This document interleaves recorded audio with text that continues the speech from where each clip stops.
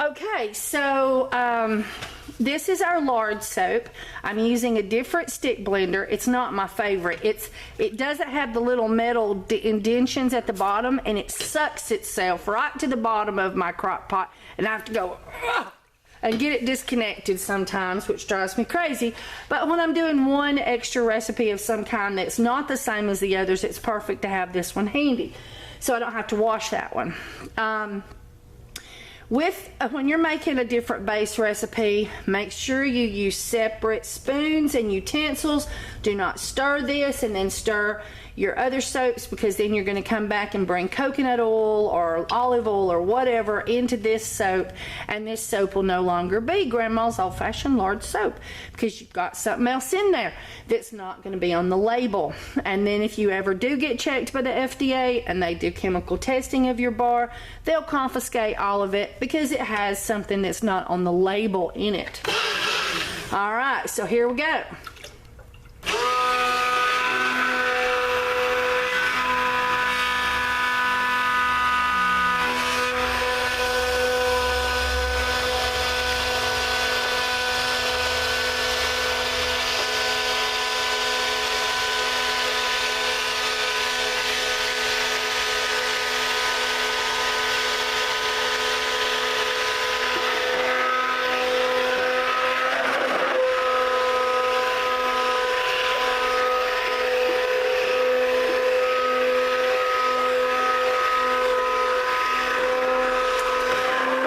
Did you see that? This one's much harder to deal with because it gets stuck to the bottom, and then when you pull it out, sometimes it pops up higher than you want it to. And so, see, that's why we wear gloves and eye protection.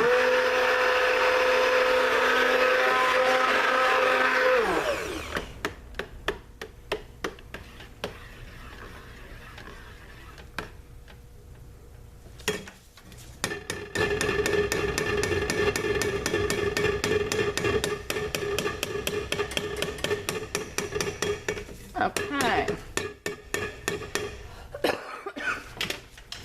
So now we've got it all mixed. I'm taking that to the sink. I need to get a spatula to clean up that mess.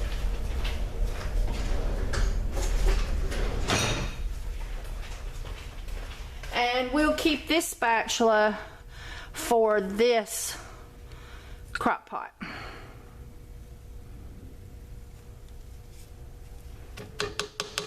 And this is our Grandma's old-fashioned Lard soap. All right, so put that on low and we'll start cooking these soaps, and I'll bring you back. And let me get the time. It is 12 minutes after 1 o'clock in the middle of the day.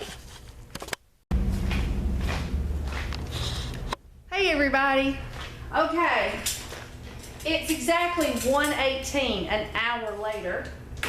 The first one I'm going to stir is our Lard soap, which is right here because it seems to be the tallest in the crock. And I've got a little bit of gel still up here on the top. I'll show you that. Well, if it would stay together. See, there's gel. So this is just really coming out of gel. It's still got a little bit of gel left in it.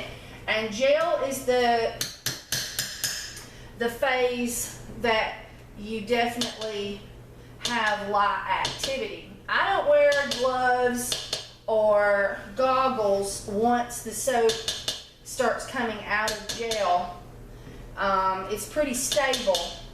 But in the first hour, when you are a new soaper, it can happen that your crock will boil over. And that's because you put things together at the wrong temperature. One lady contacted me, she's like, I don't understand what happened. I had the crock pot on low and my lye water was fresh made. So she put fresh hot lye water into a crock pot that was still hot with oil because it was on low. And of course, it got so hot that it did just like your pasta does when it boils over, or when you're cooking potatoes for potato salad. It boiled over, and that's what happens when it starts coming out of the crock pot. We call it a volcano because it sort of looks like one. Hey everybody, okay, let's see what time it is. It is 3:55, and I have not stirred this soap once.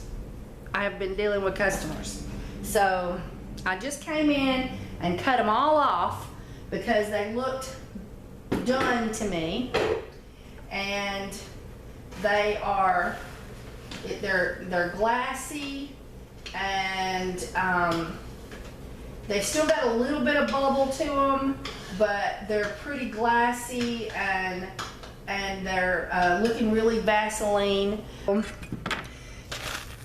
You see, we get a few pops, but then that's it. So that's pretty much coming out of the Vaseline stage. And see how glossy it is? Very shiny, very glossy, very Vaseline-y. So I'm calling it done. Okay, I had to work to get the camera in the corner.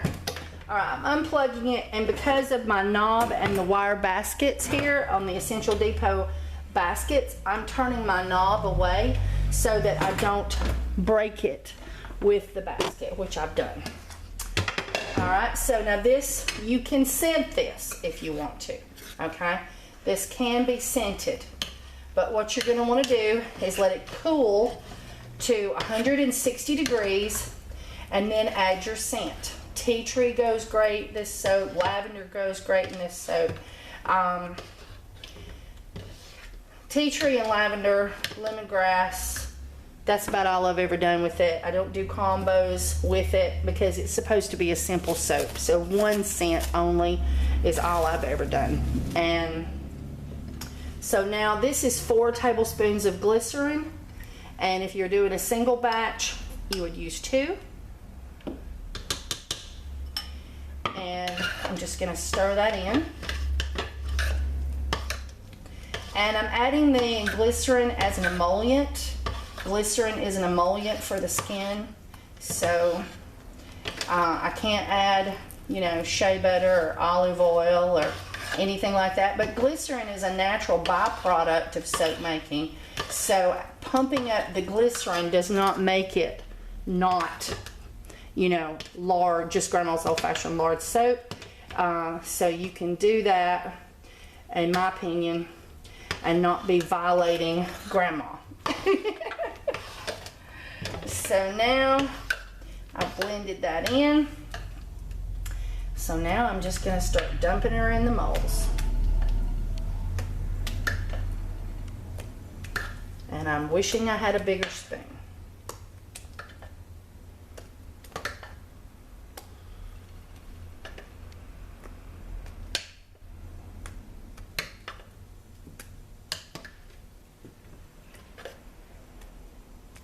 And it's hot. I just turned it off for what? It's been turned off for about 30 minutes, just letting it cool down some before I added the glycerin and molded it. And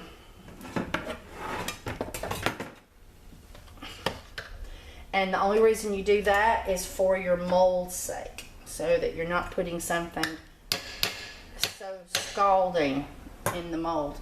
And I've got a little crispy there off my spoon. Alright. And a crispy is just a piece of soap that got dried out and went and seized hard, like a bar soap, in the crock pot, on the spoon, around the edges. I call them crispies. And in the soap that's colored, if you don't get them out, you'll have white flecks in the soap, which I don't mind. So, but I try to limit it, you know, not just do tons of them on purpose.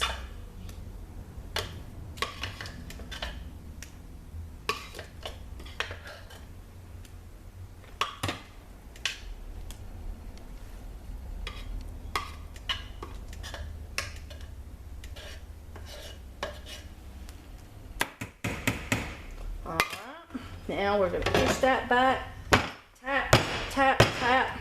tap, tap, tap. And I'm gonna do a little swirl on the top, just a rotating circular action on the top, just to give it a no shape, okay? But then I'm gonna tap it so it's not mounded, it's flat, because these are big bars. This is almost full, so if you have too big of a thing on top, when you do a bigger bar, you end up with something that's harder to package, harder to ship. So I like a nice flat for the taller bars. I don't like anything mounded.